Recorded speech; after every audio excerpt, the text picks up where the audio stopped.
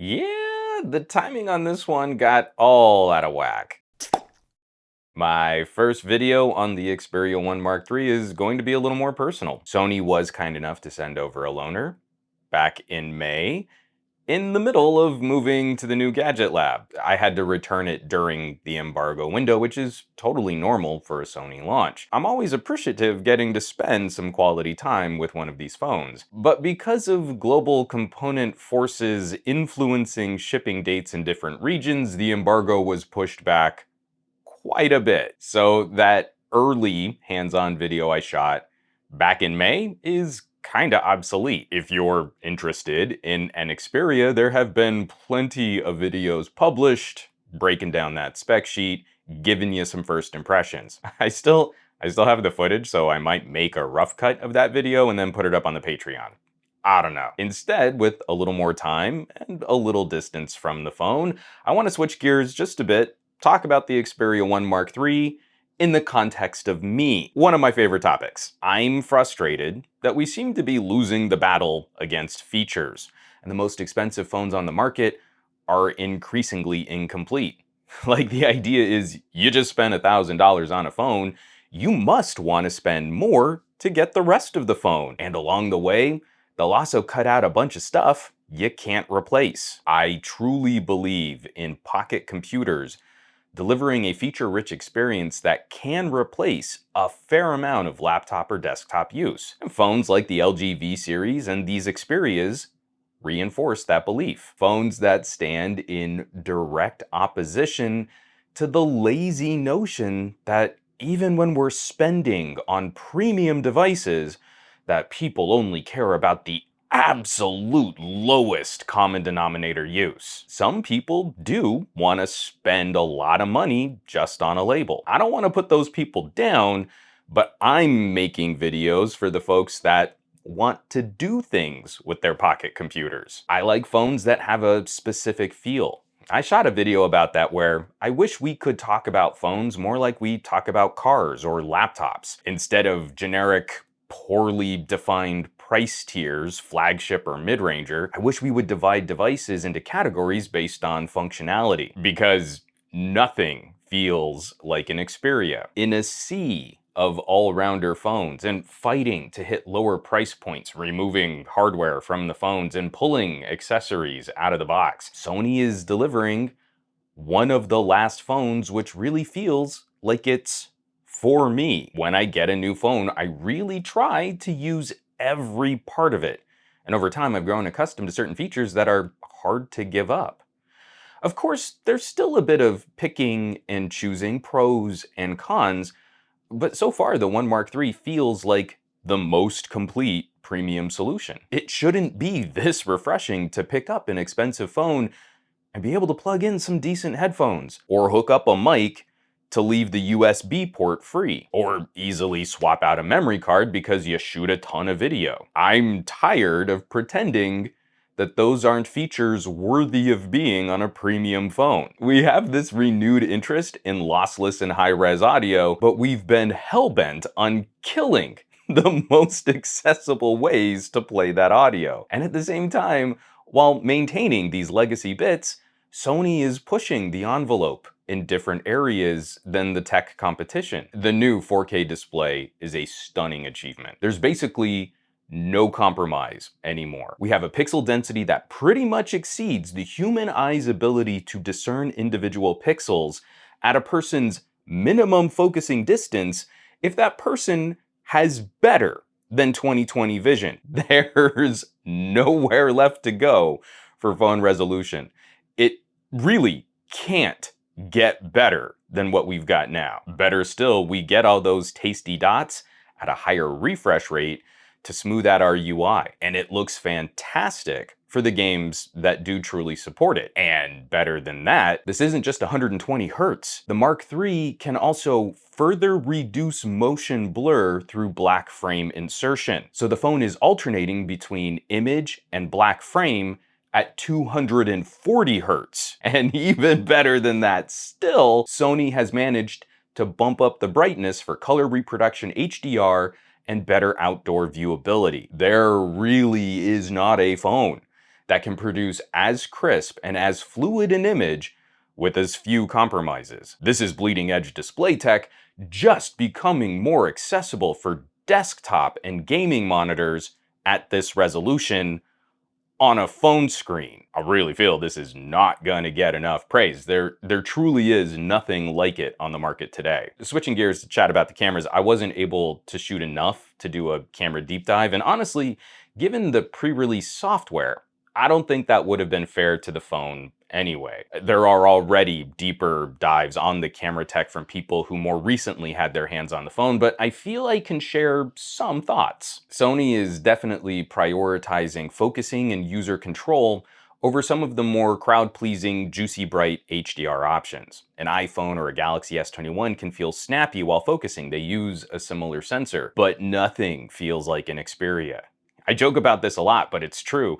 The Mark III locks almost spooky fast on the eye of your subject. It took me all of, I don't know, 20 minutes, part of an afternoon, to get a feel for the camera, and then you just trust it. All three sensors are snappy with dual pixel autofocus, and no other phone feels as sure-footed, especially when you're trying to capture action. And that speed is a primary camera feature, like the burst mode in the Photo Pro app, or clearing data off the sensor fast enough to shoot 120 frame per second 4K slow motion video.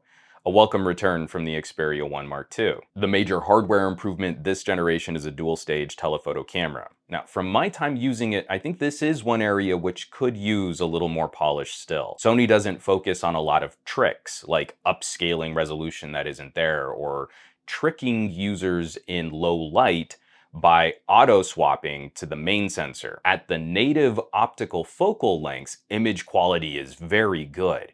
But if you're used to being able to digital crop zoom even farther, the Mark III isn't able to resolve as nice an image at its farthest reach compared against some other premium phones. And while it's a smaller sensor than on a One Plus, the ultra-wide is still a pretty good photography option.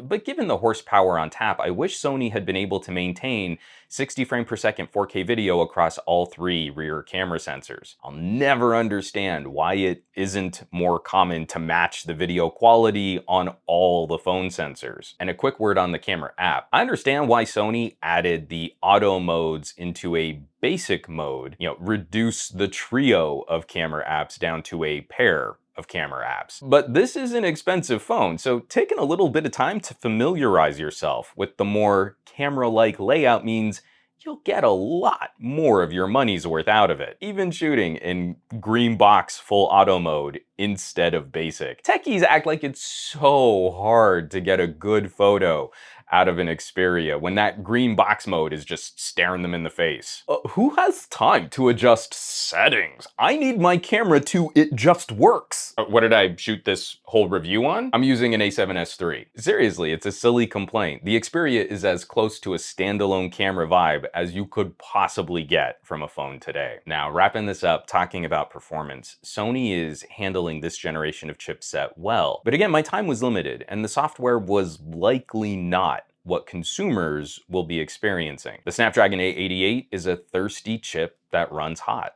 Sony is one of the best companies around for delivering advanced power and charging modes. HS power control should be a standard option on all phones, but it helps to use it here. I hope the power profile can be refined with a few updates. Playing 30 minutes of Undead Horde on the Mark III with HS power control, the phone still ran pretty warm, and the battery drained more than running a similar test on the Mark II, where HS Power Control was able to float that battery just a little bit better. Every manufacturer this year has tackled the performance and thermals of this chip in different ways.